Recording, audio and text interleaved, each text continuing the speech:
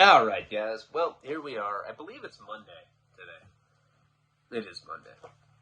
I'm still dealing with some bloating, and that's pretty much the only symptom I have. And I do think that it's probably hepatitis C related.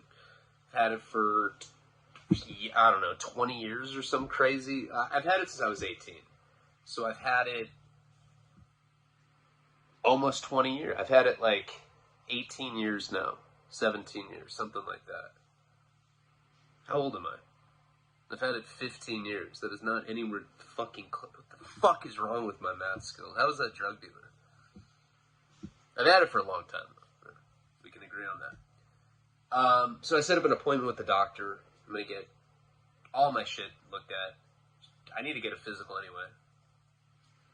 Anytime that they, grab my dick, I'm like, alright, this is going to be weird. I'm going to cup it. I start sucking on my middle finger. I'm like, yeah, so what? Bitch, this is what I do when I get my physical. It makes me less nervous. I don't really do that. That'd be crazy. I should do that with a hidden camera. Put it up. $100 tier. It'd be crazy. $100 tier gets nudity. Alright. I've also been... Did I already say this? I don't know. This is the second time I've tried to do the monologue. Because I farted. And it was a really sounded like, I don't know, it sounded militaristic. It sounded like I don't know, sounded like somebody got hurt or something. So I was like, oh fuck, I can't have that. And, I don't know if I said, but I've kind of been going through a depression. And that sucks, man. I fucking hate it. I fucking hate how I'll be feeling good, and then I kind of fall, and then come back. And yes, it's situational for sure. My dad's sick, my mom's sick, my dog's sick. These things definitely can send me into a depressive state. But sometimes I just naturally get there because I'm a bitch. It sucks, though. I'm like, God. Ugh. I just want to not feel like that. You know what I mean? I'm going to start working out. I swear to God, that just, as soon as we're done with this video, I'm going to do some push-ups. Do some body squats. Just get back into it. When I work out, I'm at my fucking best. It's a fact. That's what got me sober. And having a platform now, I do think that there's something to be said about, seeing me blossom into, a sober being again. Sober, not just in the fact, I cut weed out, I cut cigarettes. I'm not on any drugs right now, which is amazing. But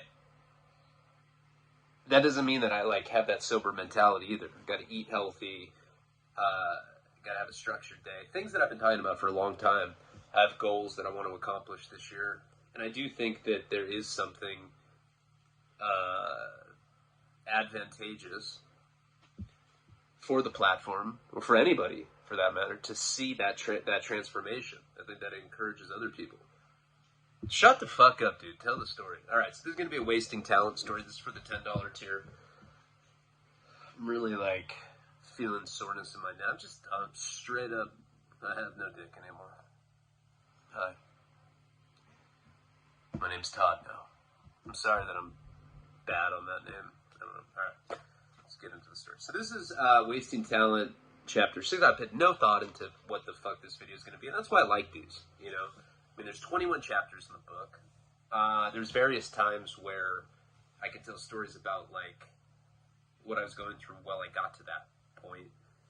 And if I'm just, not in the mood to, just jump into the character of me, not to say that when I tell stories they're not me or me being genuine, but there's a certain personality that I try to get consistently, and if I'm not there, it's fucking tough. And so, I've explained that with this series, it's a lot easier because there's actually a point of reference for me. There's something for me to actually comment on.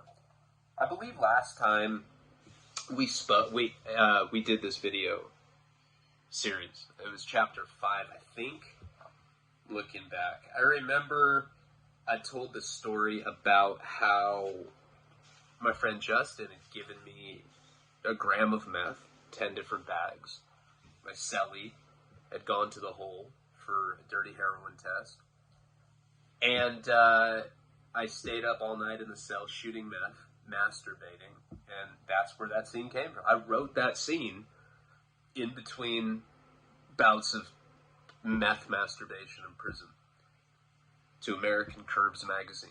Just had all these different American Curves magazine. If you don't know what that is, it's a very PG-13 men's magazine with curvy women. And in prison, that's all you have.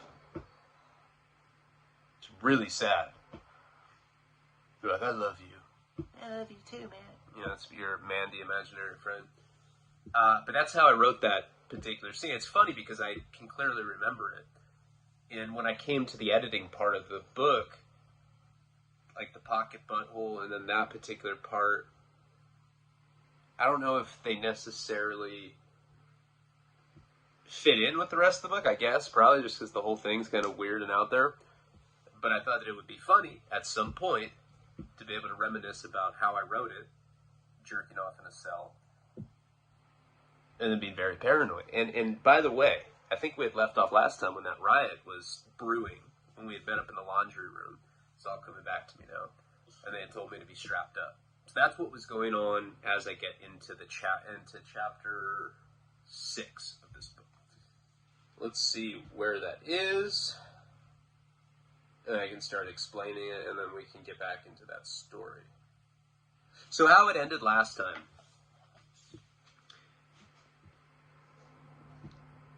She's really into it. Get it everywhere, she pleads. I stroke even harder. Then sunlight hits my face. Oh my god, Ange, what the fuck are you doing? Glare is blinding, but I recognize Blair's voice. Angie and I keep getting off. I move in for the money shot. Probably a term that I've never used in my life, probably. I don't think I've ever said that out loud. But hey, man. Last night, met this chick at a bar. Got a money shot. It was cool. Nobody talks like that. I don't know why I said that. Blair screams, Angie! But there's already a web of sperm on her face. And I feel as though I'm about to be passionately judged. What? So that's how that ended. And, of course, you know, I've explained Blair is not a particular girlfriend. She's not like one person. Probably more Kate than anybody else. But definitely that dynamic of women that I've been with that have kind of competed with my heroin addiction throughout the years. Because that's what all girls are like, you have that more than me. And then you'll be like all in a bad mood. You'll be like, I do. I fucking love heroin. Fuck you. And then you like, then they know. I run after Blair, and I'm naked except for black dress socks. Now, this is a constant reference in the book. I'm constantly talking about Damien, who's me, being naked except for black dress socks. Now, why is that? Why do I talk about that? I don't think I've ever addressed this, but I have the ugliest, stinkiest feet ever. Ever. Like, there's been periods in my life where I think that I've been, I'm not going to say I was, like, great looking, but there's been periods in my life where I was definitely the best looking I've been in my life, right? That period from, like, 2013 to 2015, when I was sober for 3 years. I was working out 5 times a week. I was very healthy looking. That was when I looked the best in my life. One thing that never looked good, though, was my fucking feet. Now, I don't know why it's been like that. Probably like all the different institutions I've been in, it's been like a Fungus Greatest Hits compilation CD. Santa Barbara County Jail, blues, and, you know, Victorville, buttfuck, conga lines. All these different showers that I've been in, this fungus had like pretty much made my toes are fucking disgusting. Do you want to see them? I don't even give a fuck. I'm going to show you. Show you how bad. Look at that toenail. Look at how long that is. Yeah, look at this. Oh, hold on. This. Fucking gross that is. It's fucking gnarly. Alright, so you're like, well, been with some beautiful women. What's going on? That and a small dick. I never take my socks off when I fuck, And I used to always wear black socks. Like, usually chicks don't care, but, like, occasionally the girls will be like, how do you do that? How do you leave your socks on? And I'd be like, fuck it, I'll take them off. That's been a deal breaker for a lot of women. Like, those toes are fucking gnarly. Disgusting. I don't even care, whatever. I have a beautiful partner. She hates my fucking feet. And they stink, too, on top of that. Why are the toenails so long? I don't know. I'm a bitch. I'm lazy. I don't know. It's only that one toenail, too. It's just like, when I cut it, it hurts, because there's, like, fucking fungal fucking mole spores, like, it sucks. So that's why there's so many black dress sock references in the book. I run after Blair and I'm naked except for the black dress socks. But she's nowhere in sight and the sun makes me nauseous. Chad comes up to me. Got some real bad news. Give it to me, I say. Pigs picked up Gina. Tell me you got the dope. Nah, they got that too. This is horrible, I say. I'm going to be sick now. Obviously, this is me being completely flippant about the fact that my friend got arrested. And the girls, they'll be gone a while watching Telemundo in county jail and shit. Girls, I say, plural. Penelope got hemmed up with her. They were going door to door collecting money for disasters overseas. Sass had them asking for cash donations, saying they needed cash instead of check or credit to expedite the process or whatever. He came up with having a $100 cap.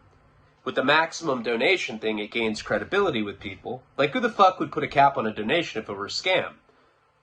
This is something that I've learned from doing scams with JP, and we're actually going to get into, like, these particular scams in the Albuquerque storyline pretty soon with JP. So they were in this affluent neighborhood in a rented U-Haul, and Gina was shooting up with Penelope. The rest of us was in the car a couple blocks up. They're waiting in front of some mansion, and the security guy rolled up, cuffed both of them, and the real cops came and arrested them, found that tar on Gina. That was my shit, I sighed. Who's Penelope? Chick you made cry last night. You were calling her ugly. It was comedy. He was on a pretty nasty one, dog. I don't talk with them. Last thing I remember was talking to Blair, I say. Ain't nothing. But what'd you do to her? She says you're an asshole. She walked in on Angie and I hooking up. I got really horny when I do speed, and Angie's a total freak. Say no more, dog. Don't trip. It ain't hard to get on Blair's bad side. Between you and me, she's kind of a bitch. She did catch me jacking off in her friend's face, dude. She's super petty. You want to shoot guns and eat acid?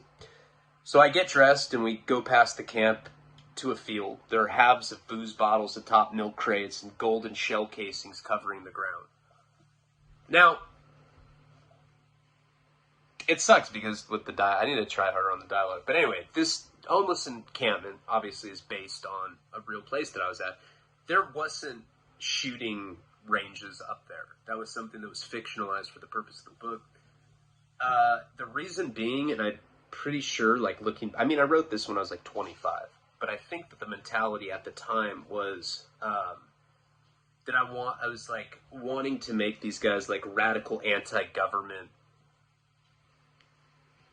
idealists or something, which makes no sense. There's really not a lot of people like that. I think at the time I was watching the news while I was in prison reading Newsweek and shit, and I was seeing the Occupy Wall Street, kind of like pre-Antifa leftist movements, where they were like against tyrannical monopolies and oligarchies and shit.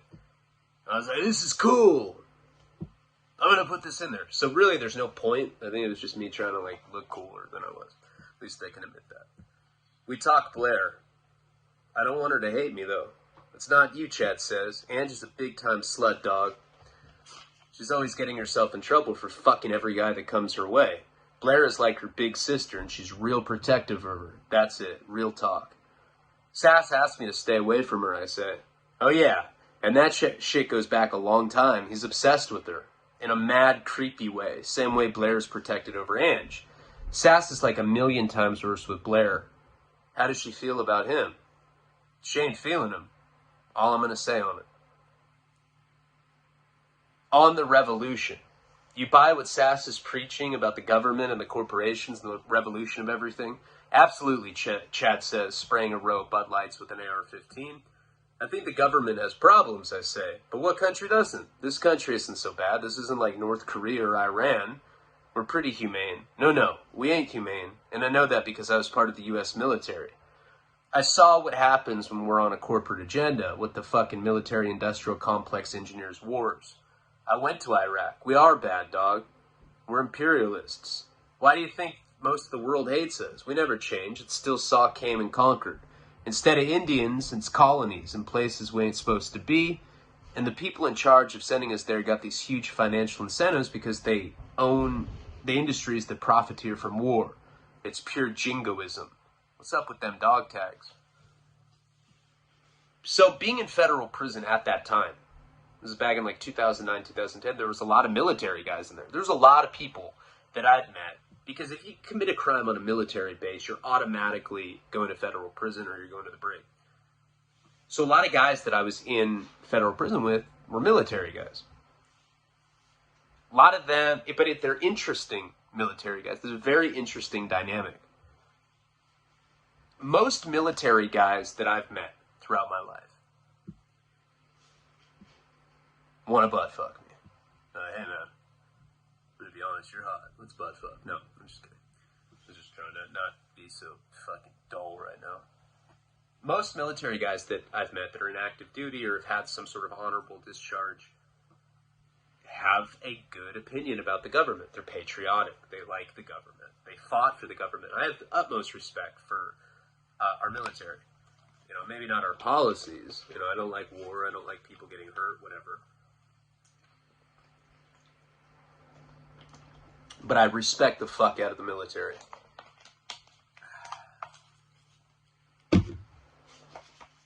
So you go through most of your life running into military people, and they're always going to be essentially pro-government, pro-America, pro-butt-fuck. But when you're in federal prison, it's the opposite, because now you're dealing with people that were in the military that have a beef with the government, so they're radicalized. They're former military, but they have no more loyalty to the government. They hate the government. Dude, all I was doing was selling kilos of crystal meth on a fucking Navy base. They're being petty. They're out to get me. Guys like that. So it was interesting because being in federal prison with guys that had done time like that, now you're talking about people that would say what's really going on. Yeah, we went to Iraq, we killed kids, we took shit from it. Yeah, so what? They deserved it, bitches. You hear stuff like this. And then they would like tell us the truth about what the government was doing out there. I heard a lot of bad stuff. So it was interesting to be around people that were former military that were anti-government. And I kind of wanted to just put that in there. I don't know. It's almost like a time capsule, so I'd remember it. So he asked me about my dog tags. My mom gave them to me, I say. I got pretty bad on heroin and she wanted some sort of identification in case I died. I was going through a really introverted phase where I'd go on these month-long runs. No one would hear from me when I did. Finally resurfaced, my mom would say that she thought that I'd died. And she said that if I ever did die, she might not ever find out about it. I kind of like the way they look, too, and I've been wearing them so long that I'm superstitious about taking them off. Same with the Dodgers cap. It became my look. Okay. Hold on. I'm going to do another show and tell thing. So, when I first started writing Wasting Talent, I talked about it. There was like a couple things that kind of like stood out of my mind. I don't know. Images. It's really, really, really difficult to explain this, but before I created it, because it's its own thing, it's like a creative work. You know, I wrote it a long time ago. But years leading up to it, I had these like reoccurring images about something, some story. And like I would see them a lot, these almost like prophetic visions or whatever. One of them was when Kate and I had been up for a few days on meth, and I like looked at her and there was this like psychedelic halo around her. She looked like this like rave princess angel. That image always stuck out of my head. I was always like, all right, that's got to make it to something at some point. And then I always thought about me being kind of like the counter to that, or the antithesis of the rave princess. This like soulless junkie. Like I always envisioned it as kind of like a dark cartoon, kind of like Fear and Loathing in Las Vegas. I always read Fear and Loathing, not like I saw the movie. I pictured it as like this very psychedelic cartoon, dark cartoon, almost like a graphic novel. So I always was like, okay, I have to iconicize the character of Damien. I think I did a horrible job with it. But I always pictured him with like a Dodgers hat and these black, sunken, kind of like exaggerated shadows under his eye. Almost like eyeliner. Dodgers hat and the dog tags, always. It's kind of my look for a long time, but it was like a caricatured vision of that. This is a tattoo that I got in prison. I don't know if you can see it. Hold on. Can you see it? Okay. So that's Damien. See the skull and the LA logo and the dark eyes? That's how I saw Damien. I don't know if you can see it. I think you can. I don't know. And the dog tags, that was absolutely something that had really happened. You know, a lot of my friends were overdosing. A good friend of mine that I'd grown up with, he died in like a different state. He actually got killed. He got killed down by like some border town. I think it was in Texas. And he actually got killed by like a cartel. He owed him like $80 too. I swear, I was really sad. It's a guy that I'd grown up with. I went to elementary school. I didn't know him too well as I was older, but I guess he got really into drugs. I'm not even sure what he got into, but apparently he got murdered in a border town at a hotel, like over $80. My mom is like, is that a lot of money to owe someone? I was like, no, not really. $80? Jesus. I'd say that was an overreaction. Not to make light of this guy's death. But anyway, he died in another state, didn't have an ID on him. It took like 4 fucking years for them to figure out who it was or whatever. I think it was through dental records. I don't really remember what the situation was. But it was a guy that I went to high school or elementary school with, and my mom was friends with his mom. So she was always worried that that was going to happen to me. She knew I was like overdosing. I was going to the hospital all the time. So she took me to this army surplus store and she got me dog tags. I was like, I don't want to wear these. These look stupid. I look like a rapper. You have to give me a blunt and a bitch then.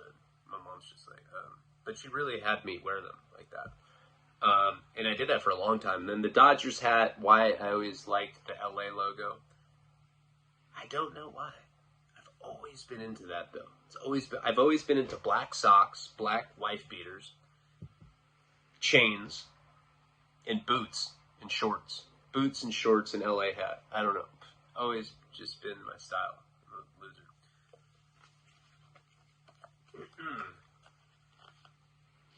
I'd go on these month-long runs. No one would hear from me, and when I did finally resurface, same with the Dodgers cap. It became my look. Chad says, yeah, I always keep this bandana in my pocket. Same sort of shit. It was my best friends when I was in basic together, and then at the same platoon, government got him, dog. I knew this one kid in special ops, and he told him some shit that linked the government to the New World Order.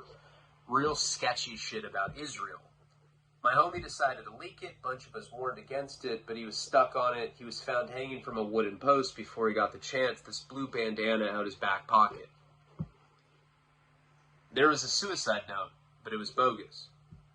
He just had a beautiful baby girl, had a beautiful wife waiting on him. It was the government that had done that shit. That's the day I decided to fight. When I found out who the real enemy was and shit. Know what I'm saying? You talk like Eminem would say. Shit, you talks like Bill and Ted. And what am I talking about right there? The reason that I'm going on like New World Order, Illuminati, Bilderberg Group, conspiracy theory shit is because I had a friend. He's a good friend of mine. He's actually the guy that, I don't know if you guys remember the story, but when I was like all twacked out on meth, him and his girlfriend were staying at my place in North Hollywood. This is when my ex-wife had an aneurysm. And I like took his phone to like beat off to. I was like, I need lesbian porn. And I found like all this crazy shit. He'd like put ads up to like be a cuck for a black fool fucking his little white girlfriend. Weird ass shit. There's like, I saw messages that he would like exchange. He's like, you gotta have a big dick, man. Big black dick. I want to see you just ram my chick. I'm like, God, man, the moral degradation that goes on with crystal meth is mind blowing to me. This guy had been one of my best friends growing up. Still is. I talked to him the other day. He just hit me up. He's like, hey, bro, do you need money? I was like, no. He's like, I sent you 100, bitch. And he just like hung up. He's a really weird guy. Just sent me 100 for like it was the weirdest shit. I don't know what's up with him. So anyway, right before I'd gone to prison in like 2008, he was living with his parents. This guy always had a lot of money. This guy to this day is a fucking hardcore criminal that gets away with everything he does. He's out of control. Wow, he's never been to prison. He's fucking crazy. Always has money. Balling, you know. Always has like a nice apartment like on the beach or like a house on the beach. Always is driving like a brand new Lexus. This dude is just pretty slick. He's always doing like pretty sophisticated fraud. Like going to banks, doing bank fraud. All sorts of crazy shit. Right before I went to prison, I was hanging out with him a lot. I'd always been hanging out with him. We were friends since we were a kid. He started getting really into conspiracy theory stuff. I was like, oh my God. And now at that time, I was like a big time liberal. Big time.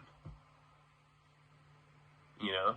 I don't know. I think what it turned me was because Jenny had a pre-existing condition, and it seemed like the Democrats were fighting for to end pre-existing conditions. But whatever, I'm not that way anymore. That's how I was then. And when he started turning me on to these conspiracy theories, this was before he was like a cuck for black guys or whatever. Like, yeah, I just want to see a black guy ram my chick. So what? The Illuminati did it. I would tell him, I'd be like, hey man, there's like an anti-Zionist, right-wing, extremist subtext to this. This is like some cuckoo conspiracy theory shit. And he's like one of these guys that he had like a big projector at his mom's house. And he would just sit there, twacked out on meth, watch these, be like, look, check out the JFK assassination. Watch. Secret Service walks to the left. But, and now. He'd like memorize it. I was like, God, bro. Are you alright? Yeah. I'm like, what do? You just sit here and watch these conspiracy theories on an old projector all day? You watch like JFK get assassinated over and over again? Yeah. Well, I mean, how do you not go crazy? It's like, once in a while I jizz. I have to jizz like every hour or so. And then I don't feel bad. I was like, oh, alright. Cool. Glad to know that your mental health is shining. See you later. Then I went to prison like the next week. But that's like the state that I'd left him in. Now, he was a good friend of mine. I was in prison. He sent me money all the time. Sent me letters. He got me, ironically, because I was a big liberal at the time, but he got me this underground newspaper for conspiracy theorists. Well, I mean, ostensibly for conspiracy theorists, but what it was really for was for right-wing extremists. I'd like open it up. It would be like, Jews are a parasite, and I can prove it. Trust me. You know, I'm like, what the fuck? It was like that kind of stuff. But it's called the American Free Press. There was actually like a lot of pretty conspiratorial, like, this is how smart televisions in the future will be able to watch you. A lot of the stuff that I read in there actually came true. You know, but that's how conspiracy theorists and propagandists work. They blend fact and fiction, and then you believe whatever political agenda they're trying to infuse in there. So while I was in prison, I don't know if he, like, ended up getting sober for a little bit, whatever the case, but he had been sending me, he got me, like, a subscription to the American Free Press. And just because I was in jail, I read it all the time. So I was, like, reading these right-wing conspiracy theories, and I started putting a lot of that in this book. There's a lot of, like, hidden subtext about the Illuminati, the Bilderberg Group, Freemasons, Trilateral Commission, shit like that. I don't know if I did that on purpose to try to make it, like, a countercultural thing. I think it was more just, again, kind of like a time capsule for me. I'm like, all right, well, this is like what kind of shit I was reading about at the time. I never believed any of that. That guy, little side story about him, it was fucking funny. I'm almost positive I've told this story before. I won't make it super long, but when I was living with that tranny down in San Diego, and I was with that girl, Haley, I posted a bunch of videos of me, like, drunk, like, dancing with her. Horribly embarrassing, but whatever. I don't care.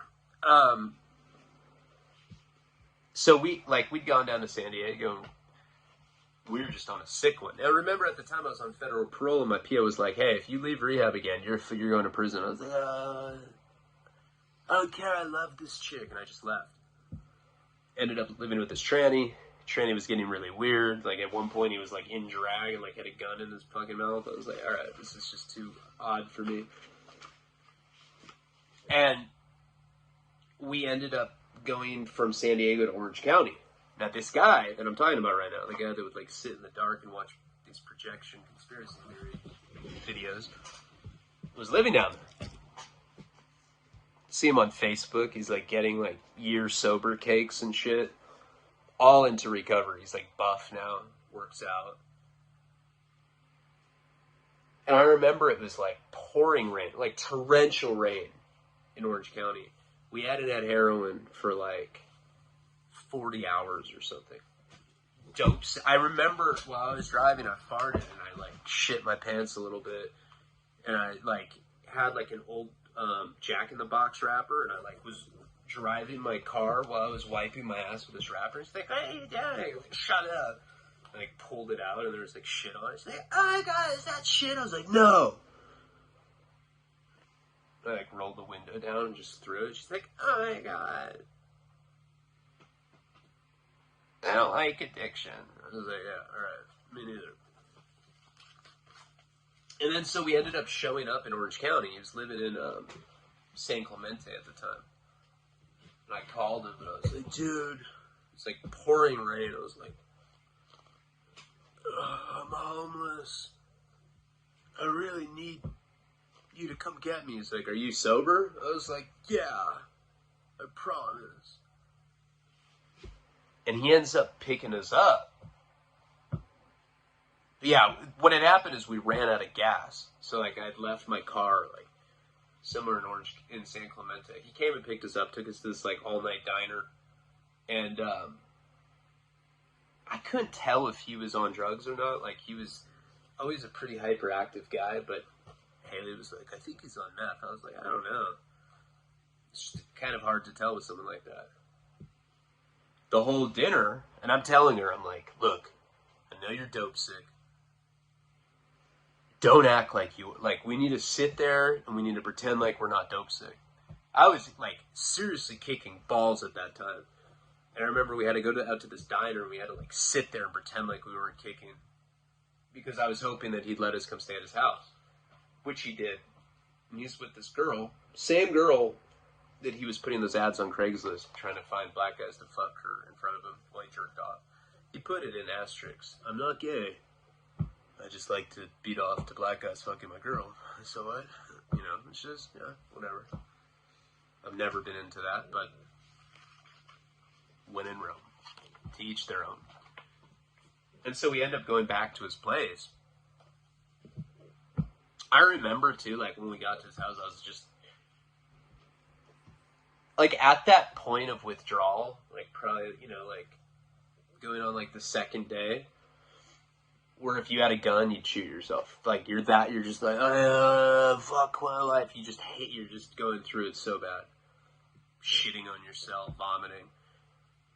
He ends up bringing us back to his place, and I remember, like, going to the bathroom and just hugging the toilet, projectile vomiting, hating life. Just goes on for like an hour, and he's like, hey, bro, are you dope sick? I was like, yeah, I'm sorry, I lied to you. He's like, oh, well, what about and he opened up a shoebox, and it was just full of heroin. He was selling heroin, strung out of his mind. But I was like trying to lie to him that I wasn't strung out, and so I had to like be sick that whole. If I had just told him the truth, he would have gotten me. He's like, dude, if you'd just been honest with me, I would have gotten you well like an hour ago. Weirdo. He just got out of rehab. He's doing better, I think. Who knows? Send me $100. There's an immediate sense of solidarity when you do crimes together. We go to the nicest neighborhoods of Santa Barbara, stealing piles of mail out of people's mailboxes. We filter through meaningless mail until we find inactivated credit cards, compiling profiles by gathering as much personal data about the owner of the card as possible. For example, birth dates, social security numbers, pets' names, etc. Then we try to manually activate the cards by calling the customer service line and exercising what SAS calls social engineering. This is when you feign confusion to the operator, who's usually at some sweatshop call center in East India and already handicapped with an English pronunciation deficiency that you can easily exploit by sounding angry and using profile facts. These people are a lot easier to manipulate than you'd expect. Comparable to college chicks hammered off wine coolers in Vicodin. Aw, you're really sweet. Are you sure there's more alcohol in this room upstairs? Yes, princess, trust me. Once the card is activated, we establish a PIN number with the operator over the phone.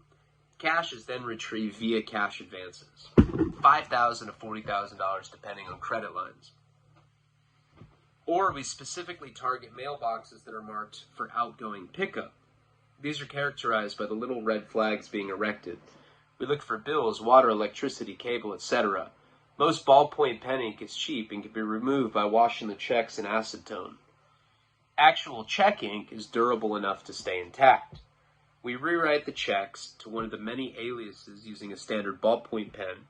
Chad makes fake driver's license using a laminator, templates from the internet, fake holographic stickers, and a card writer. We use rubber cement like molding agent to apply fake prints over our thumbs and cash the checks with a fake ID and ball cap disguise at city liquor stores or check cashing centers that will cash personal checks. SAS has myriad ways to rip off. Oh my god, I don't know why I'm so tongue-tied right now. SAS has myriad ways to rip off the upper class. He sees these people as the antagonists of social mobility. There is this genuine I do not know why I can't fucking read right now. There is the genuine conviction about the cause amongst the crew. I think the government has some problems that need to be fixed, but I don't think stealing from rich people is making any kind of statement. This is clearly some speed-induced drug addict shit. Stealing to stay high, which I'm all for anyways. Note, tweakers are the largest demographic of the telemarketing industry. This is a fitting job because they are hyper, loquacious, and have grandiose visions of the world that lack any measure of sense. Coherency is the fundamental difference between addictions. Heroin addicts are straight to the point. I need this shit now or I'm going to be sick. Junkies will steal from you. Tweakers will steal and then help you look for it.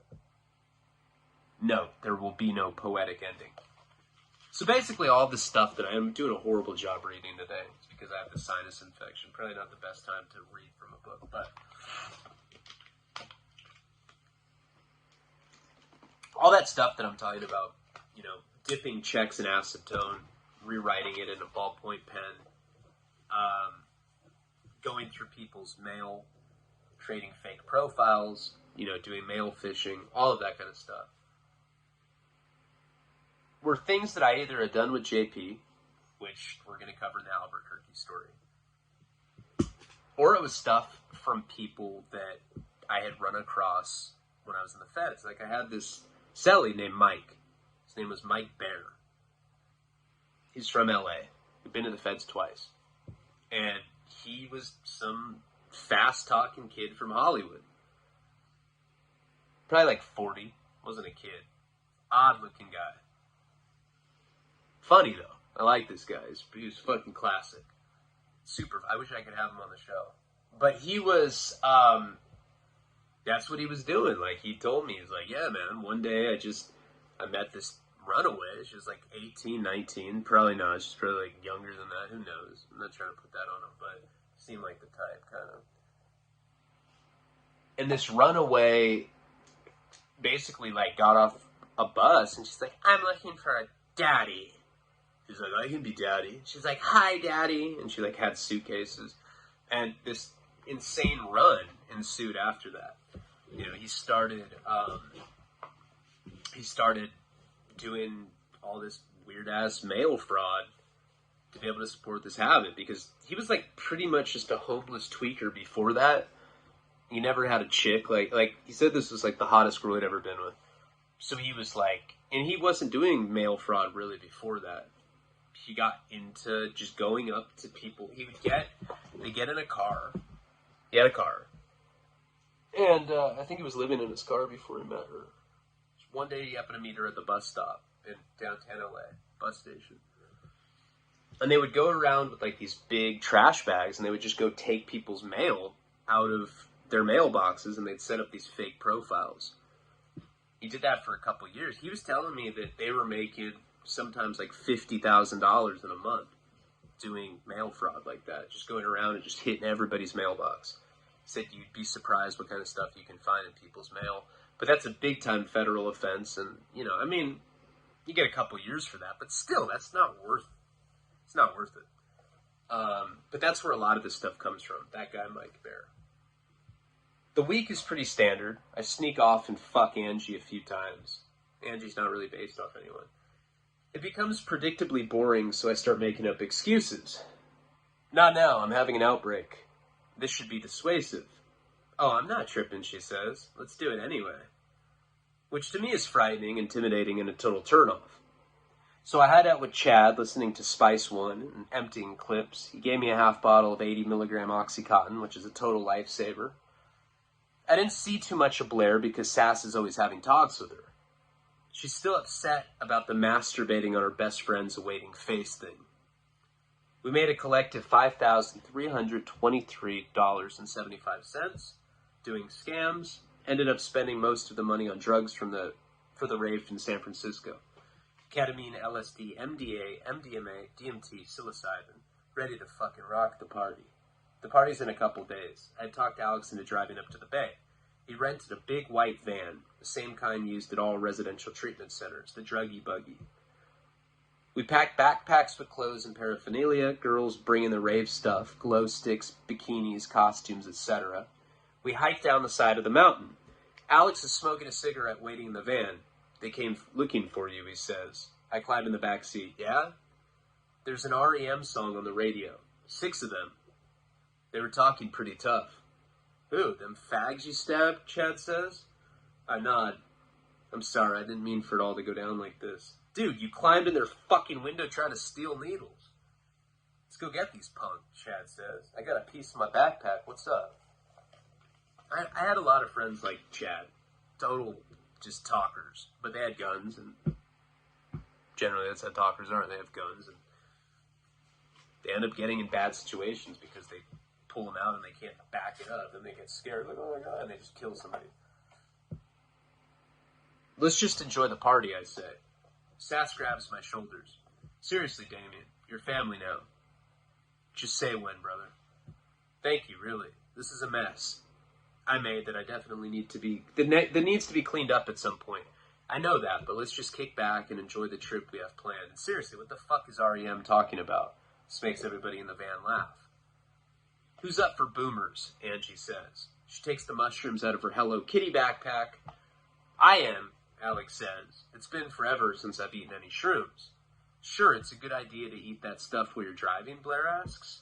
Oh yeah. I'm way better at driving when I'm tripping, which is true. Pretty good at driving when I'm on hallucinogenic drugs. I don't know why. I just like hyper-focus on it. He's a pro, I had. Blair rests her chin on Felony's head, sighs. Angie feeds Alex one stem and one cap at a time. He grimaces while he chews. Tastes like shit.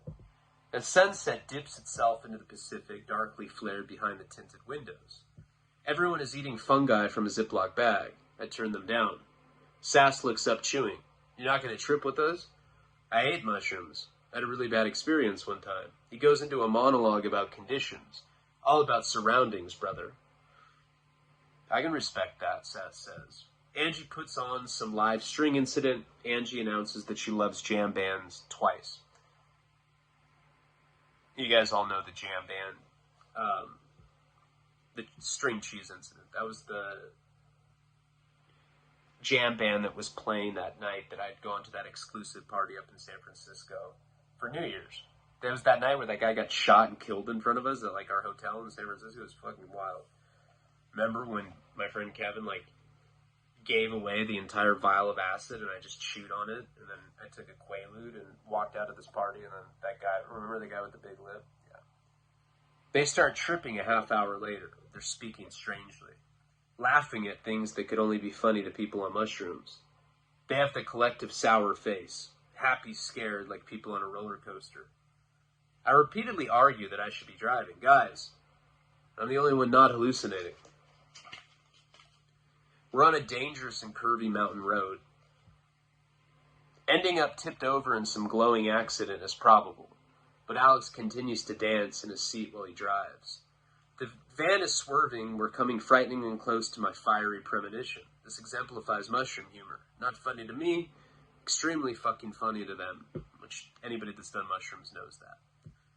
Alex, we make our way to the bottom of the mountain, approaching a stop sign when something terrible happens. A cop car gets behind us, and the laughing stops. Alex screams, "We're busted!"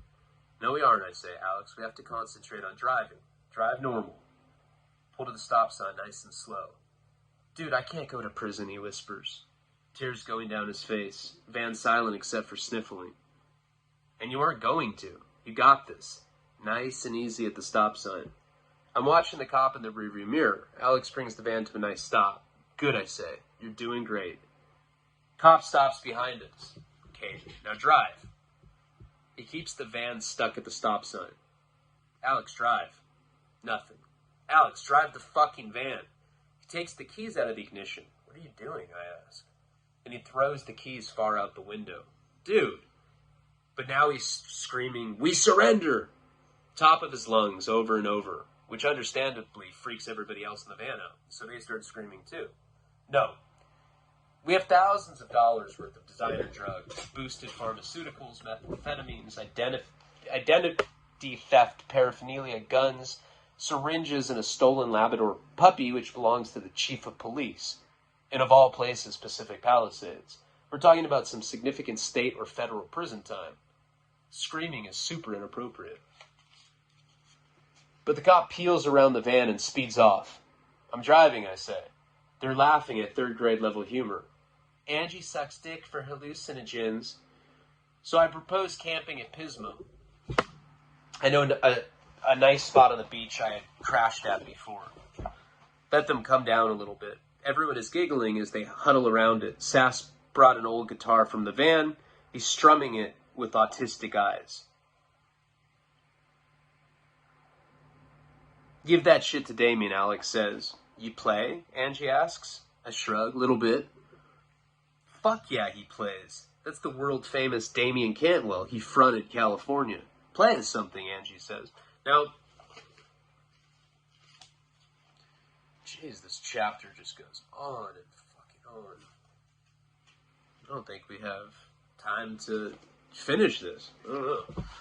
Not an hour. My throat is so sore. You know what's crazy? Like when you switch from smoking cigarettes to vaping, your throat just hurts so badly. I'm just doing a horrible job at reading. So, where are we? On page 73. I think I'm going to turn this chapter into a two-part video, but I'm going to explain something. right before I wrap this up, because I did a horrible job reading, and I know that. So hopefully some of you are still with me by the end of this horrible video. You can excuse me because I have this horrible fucking sore throat right now. Probably from vaping. But what I was going to say is, like, when I originally wrote that book, I had all of these different stories that were spread out, right? Stabbing the skinhead was like a major story in my life. The ice cubes up the ass, that was another big one. Going to that rave party, the Pac-Man rave that I went to with Paul and Jeff. Mike Virgin, obviously, the girl dying in the hotel room out in Florida. All of these things I wanted to consolidate into a story. Because I thought that they would all make a good story, you know? And looking back, I don't know, maybe I should have made the book a little more realistic and more like what actually happened. And that's what I tried to do for this series, is like kind of like explain what was really going on while I was writing it. Maybe what like the real situation was for a particular chapter or story in there, like the black socks, my disgusting toenail. But to bring it all together, I decided to make the protagonist. I decided to make the protagonist of the book, Damien.